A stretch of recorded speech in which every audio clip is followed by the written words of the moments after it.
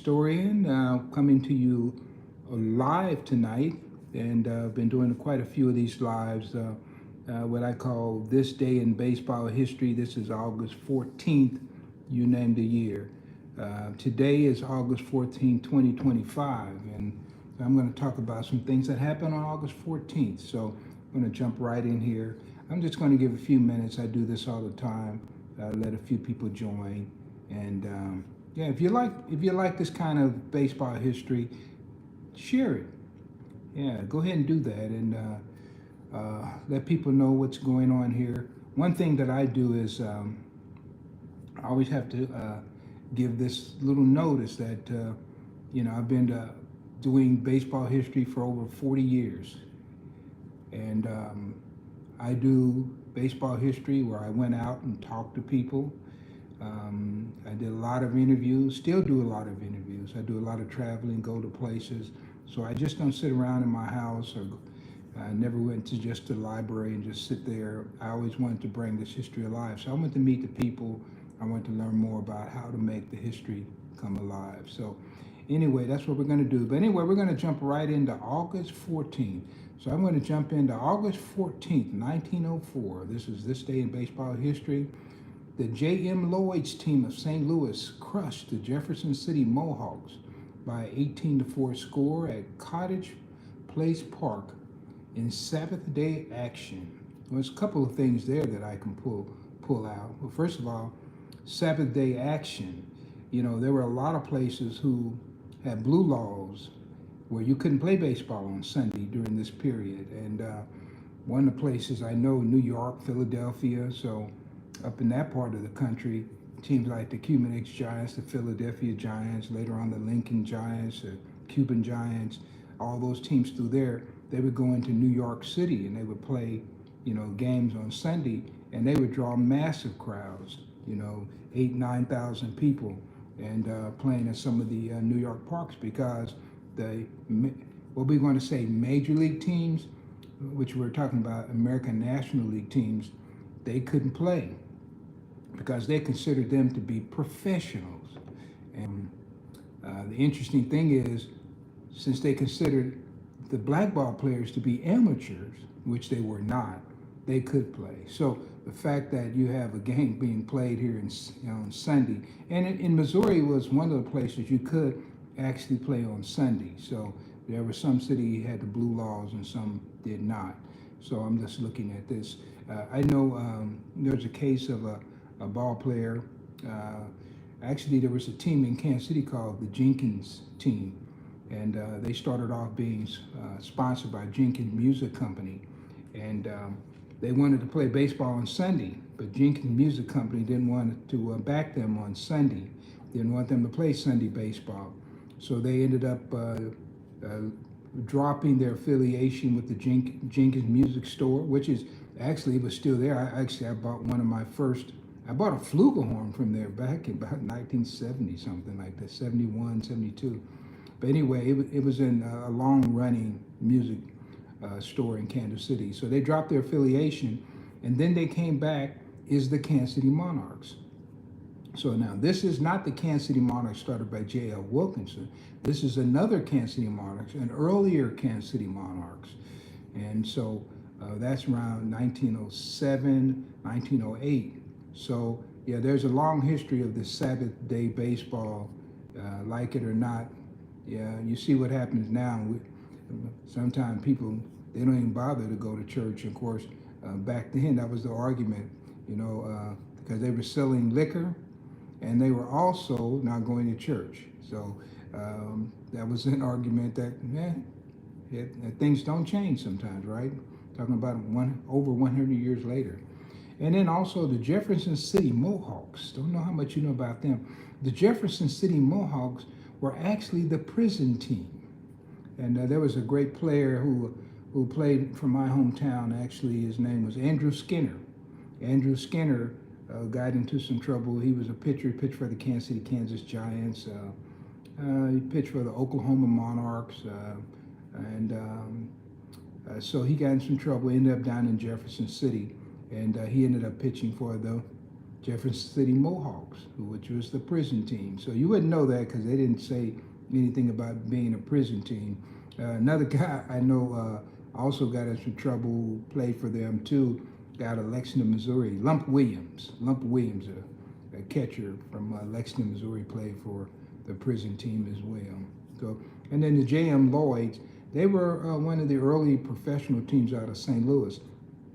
Lots of good baseball in St. Louis. I don't know if the story of St. Louis is being fully told even to this day, but there's a lot of good information that we need to be talking about St. Louis. You know, when you start talking about St. Louis, you know, they'll always mention people like James Papa Bell and the St. Louis Giants, St. Louis Stars.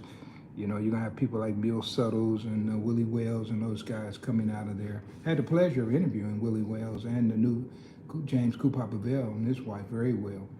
But there was baseball prior to that, and J.M. Lloyds also, I think in 1905, I think they were up in Chicago playing the Chicago Leland Giants. So interesting team, great baseball history, a great baseball town also, St. Louis. Used to love to go there. I don't get there as often as I used to.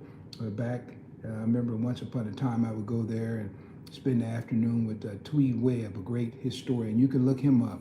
He was the real deal. And his famous saying was, "I've seen them all." And I would listen to Tweed, who had seen them all, and he would tell me all that he could remember about those great ball players. So, yeah. All right then. Okay, here's another. We're going to jump to this one. 1923, August 14th, 1923. The Kansas City Monarchs defeated the Maryville, Kansas Town team by an 8-3 score, and Oscar Johnson, that's Oscar Heavy Johnson, banged 2 home runs while Jose Mendez tossed a 9-hitter with 9 strikeouts to gain the victory.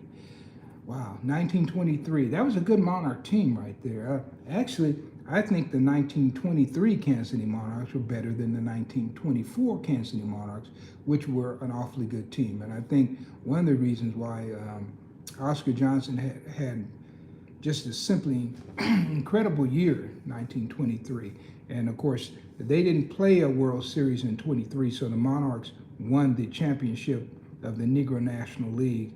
And in 1924, when they won again, they were able to go and play Hilldale of the Eastern League, and it's the Eastern Color League, for the title. And of course, the Kansas City Monarchs won that one in the first ever modern, what they want to call Color World Series, but we'll just call it a World Series. Okay, so that's a little action. What can we say about Oscar Johnson, man?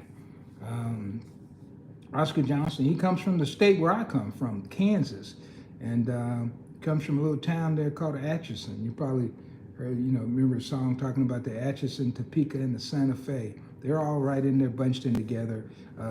It's not too far from Leavenworth, Kansas, which I have relatives that are buried in Leavenworth, and they came there after slavery. My family were slaves in Missouri, around the Brunswick area, which is the area not too far from John Donaldson, where John Donaldson was down in Glasgow.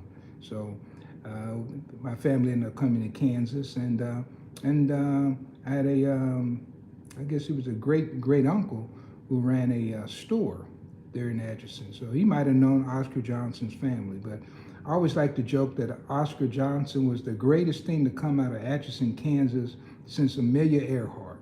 And most people don't know that she came from Atchison, unless you dig into history. I'm a history buff, and I go to a lot of these places, and I'm able to talk about not only baseball history, but other history from some of these places. And of course, Amelia Earhart, you probably heard about her. Maybe you haven't heard about Oscar Heavy Johnson, but he was just a heck of a player. I was there, I think, last year, and they had a dedication of a big mural there in Atchison, and I was fortunate to be there when they cut the ribbon for that, and been there several times to speak.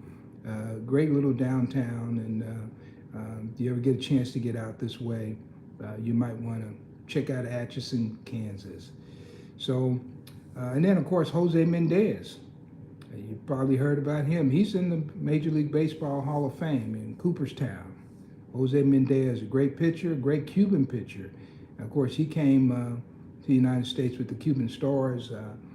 But he reached a pinnacle of success with the All Nations in 1914, 1915. That was J.L. Wilkinson's All Nations. Actually, he wasn't with the All Nations in 15. He was with them in 16. He was there 14 and then 16. But yeah, Jose Mendez, and he was the pitcher that Cincinnati went to Cuba, 1909, I believe it was, and basically this guy just ate their lunch. So Jose Mendez, and of course I mentioned the Kansas City Monarchs, 1923, went independent. Jose Mendez was also the manager. He was the manager in the 1924 team. So anyway, this is a little bit of baseball history. I'm only going to give you 2 facts today because I'm really into just talking about these guys.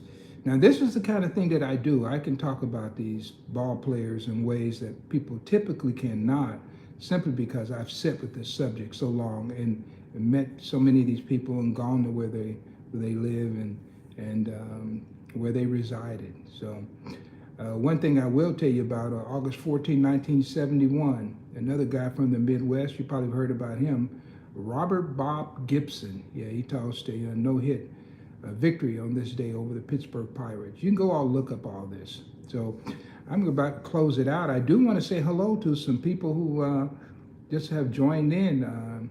And I see Joe in there. How you spell your last name? A-D-I-E-N?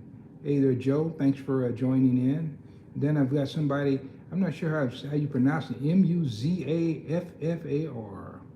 Musafar? Okay, thank you for joining in.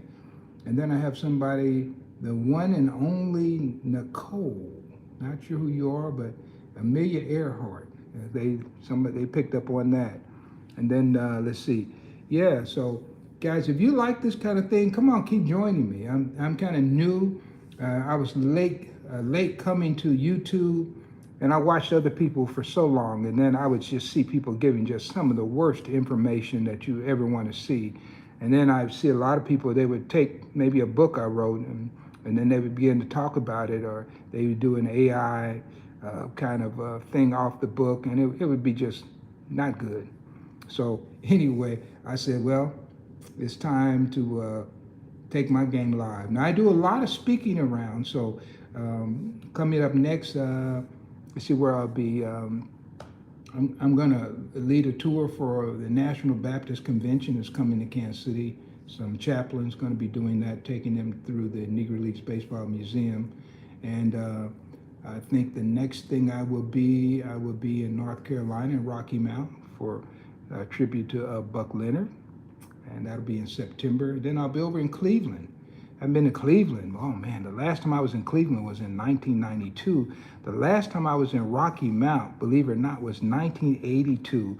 I had a little Subaru, and I got on the road, and I ended up traveling through all the way through Rocky Mount. I went through the whole South, and I got a chance to meet people like Clint Thomas, and he was down in Charleston, and who else I met? Oh man, I met so many people on that tour. It's going to take me. I should tell you about that tour one of these days. But I went to Rocky Mount and had a good chance to talk to Buck Leonard.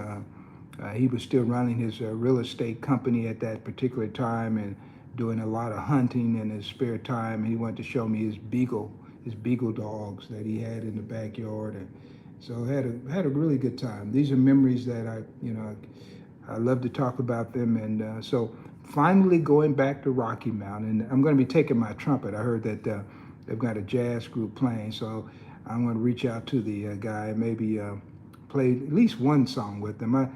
If you ever watch me, I play a lot of "Take Me Out to the Ball Game." I've done the national anthem. I don't get a chance to do much jazz online, so I think I'm going to take my trumpet out with me, at least play one number. So thank you guys for joining in today. I hope I didn't take too much of your time, but I appreciate your support, and like and subscribe and share. That's how we keep it growing. If you like it, that's cool. I like your support. Thank you guys, and you have a nice evening. This is Phil Dixon, and I'm kind of just putting the wraps on August 14th. You name the year, and baseball history, Black baseball history. Thank you.